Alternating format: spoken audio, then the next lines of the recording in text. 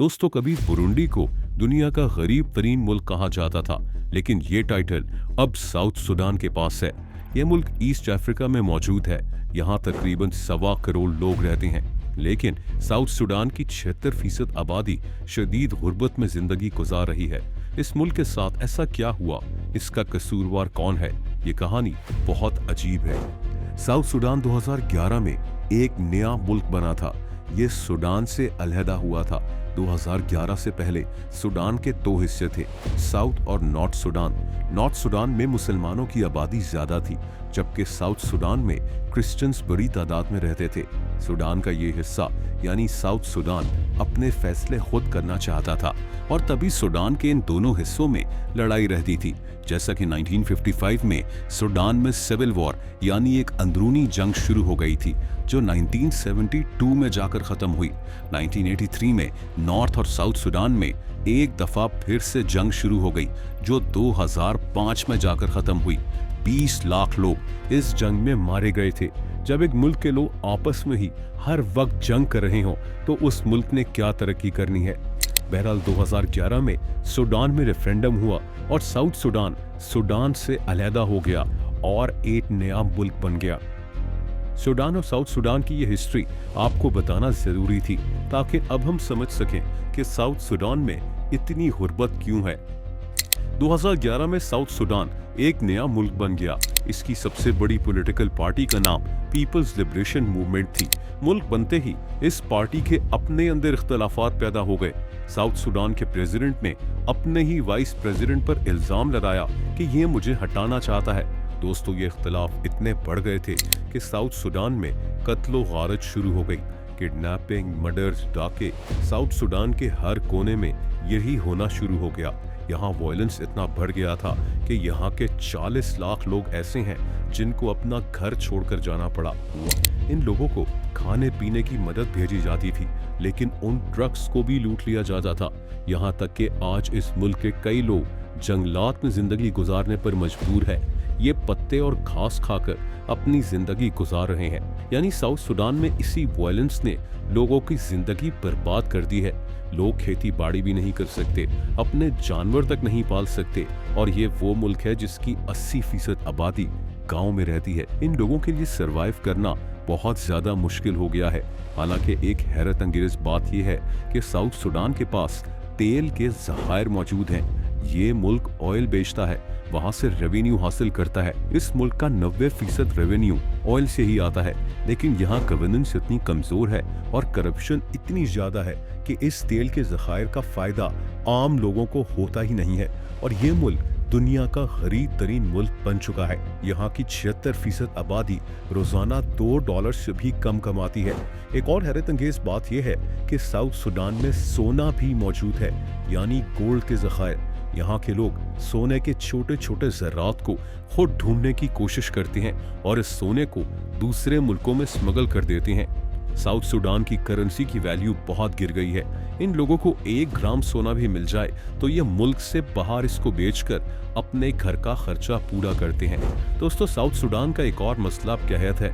जैसा कि 2017 में साउथ सुडान के कई एरियाज में कहत डिक्लेयर कर दिया गया था। लाखों लोग भूख से मरने के करीब थे।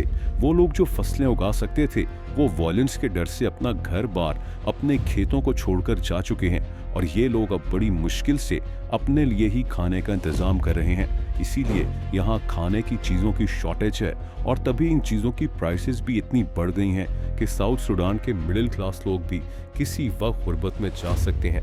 इस मुल्क के 70% बच्चे स्कूल से बाहर है। इनको अपने फ्यूचर का कुछ पता नहीं है।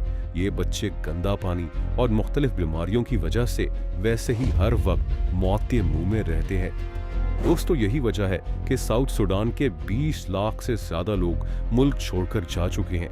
ये लोग इथोपिया, कीनिया, युगांडा वगैरह में चले गए हैं। 2025 में साउथ सुडान को जीडीपी पर कैपिटा के लिहाज से दुनिया का गरीब तरीन मुल्क डिक्लेयर कर दिया गया है।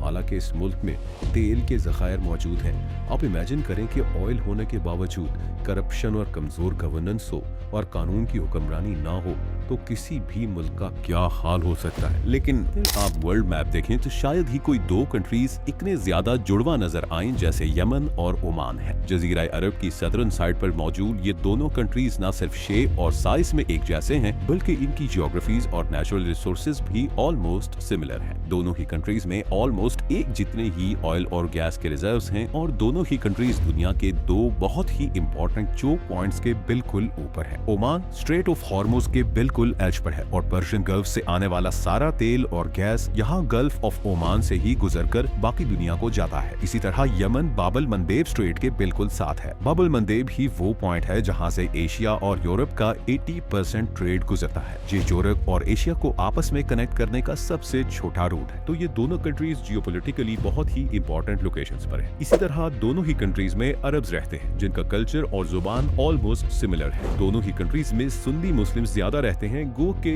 यमन में जैदी शिया भी हैं जिनके पास आजकल यमन का कंट्रोल है, मगर वो सुन्नी के मुकाबले में थोड़े हैं। इसी तरह ओमान में 45% लोग इबादी फिरके से हैं, जबकि बाकी 45% पॉपुलेशन सुन्नी है और सिर्फ 5% शिया मुस्लिम्स है। लेकिन एथनिकली ये दोनों कंट्रीज हैं अरब ही। लेकिन अगर हम इन दोनों कंट्रीज की इकोनॉमिक सिचुएशन को देखें तो जमीन आसमान का फर्क है। एक तरफ ओमान है जो मिडिल ईस्ट की डेवलप्ड तरीन इकोनॉमीज में से एक है, जहां ह्यूमन डेवलपमेंट इंडेक्स 0.82 है। याद रहे कि ह्यूमन डेवलपमेंट इंडेक्स 0 to 1 के स्केल पर मेजर होता है, 1 being the highest and 0 obviously being the lowest. और ये इंडेक्स किसी भी कंट्री के लोगों की खुशहाली बताता है। दूसरी तरफ यमन का ह्यूमन डेवलपमेंट इंडेक्स सिर्फ 0.42 है और इसका GDP per capita 9th lowest in the world है। यमन के ही दूसरे पड़ोसी सऊदी अरेबिया का ह्यूमन डेवलपमेंट इंडेक्स 0.87 है। तो एक ऐसा कंट्री जिसके पड़ोस में इतने अमीर मुल्क हों, वो इस हाल में क्यों है कि उसकी 82% आबादी शदीद गरीबी का शिकार है। उनके पास खाने पीने,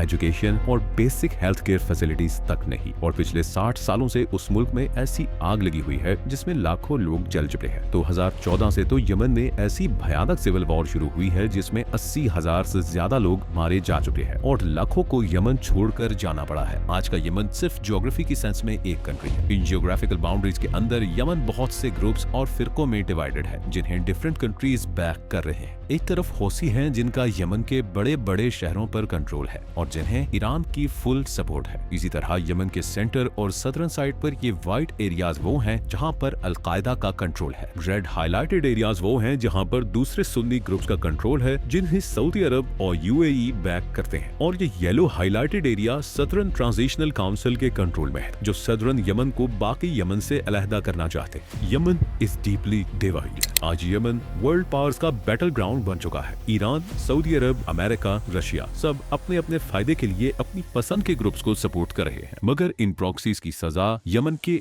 आम लोगों को मिल रही है। आज हाल ये है कि 20% यमनी लोगों को 2 वक्त का खाना नहीं मिलता। लाखों लोग बेघर हो चुके हैं, लाखों नौजवानों का कोई फ्यूचर नहीं और हर गुजरते वक्त के साथ यमन इन प्रॉक्सी मुल्कों की डर्टी पॉलिटिक्स का होम ग्राउंड बनता जा रहा है। इसीलिए मैं अपनी वीडियोस में बार बार लीडरशिप का जिक्र करता हूँ। जिस खुशकिस्मत मुल्क को अच्छी लीडरशिप नसीब हो जाए उसकी तकदीर बदल जाती है। सिंगापुर, चाइना, सऊदी अरब, यूएई और ओमान इसकी बहुत बड़ी एग्जांपल्स हैं। यमन आज जिस जगह पहुंच चुका है वहां से बेहतरी बहुत मुश्किल नजर आती है।